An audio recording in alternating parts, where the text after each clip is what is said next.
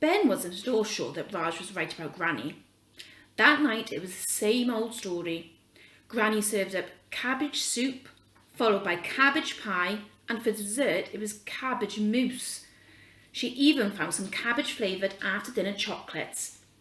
Cabbage-flavoured chocolates are not as nice as they sound, and they don't sound that nice.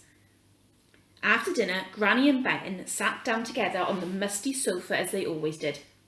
"Scrabble time!" exclaimed Granny. "Great," thought Ben. "Tonight's going to be 1,000,000 times more boring than last week." Ben detested Scrabble. If he had his way, Ben would build a rocket and blast all the Scrabble boards in the world into outer space. Granny pulled out the dusty old Scrabble box from the sideboard and set up the game on the puff. Ben sighed. What seemed like decades later, but was probably just hours, Ben stared at his letters before scanning the board. He had already put down boring, ancient, quack, double word score, pointless, pongy, this had to be checked in the dictionary, wrinkles, cabbage sick, triple word score, escape, help, I hate this stupid game. Granny had disallowed this on the account of it not being one word. He had an E, an M, an I, a U and a D. Granny had just put down Murray Mint, double word score, so Ben used the T at the end to form the word tedium. "Well, it's nearly 8 o'clock, young man," announced Granny, looking at a little gold watch. "Time for your beddy buys, I think." Ben groaned inwardly. Beddy buys. He wasn't a toddler.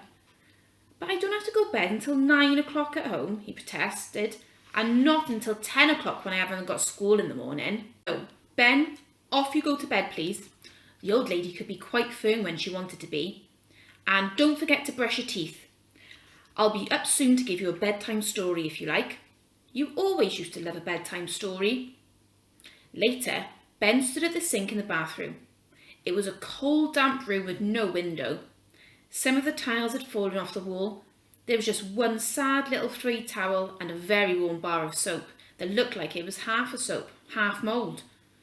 Ben hated brushing his teeth, so he pretended to brush his teeth. Pretending to brush your teeth is simple. Don't tell your parents I told you. But if you want to try it for yourself, all you have to do is follow this handy step-by-step guide.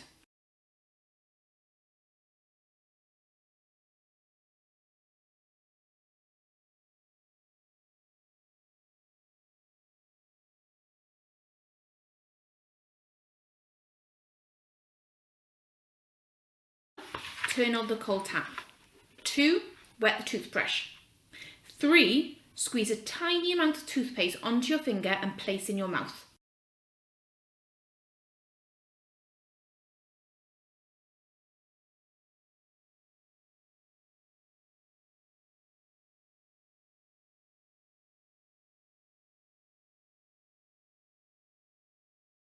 4. Move the trace of toothpaste around your mouth with your tongue.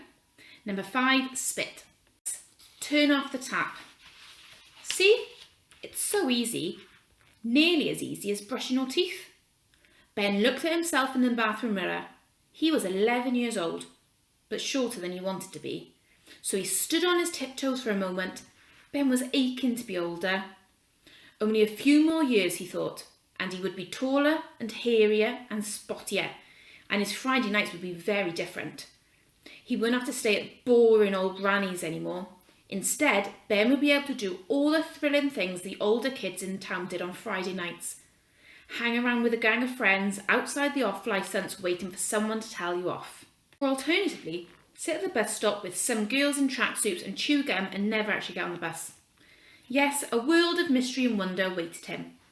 However, for now, even though it was still light outside and he could hear boys in the nearby park playing football, it was time for Ben to go to sleep. In a hard little bed in a damp little room in his granny's run-down little bungalow that smelled of cabbage. Not just a little bit, a lot. Sighing, Ben got under the covers. Just then, Granny gently opened the door to his bedroom. He quickly shut his eyes and pretended to be asleep. She lumbered over to the bed and Ben could feel her standing over him for a moment. "I was going to tell you that bedtime story," she whispered. The old lady had often told him stories when he was younger about pirates and smugglers and masked criminals, but he was far too old for all that nonsense now.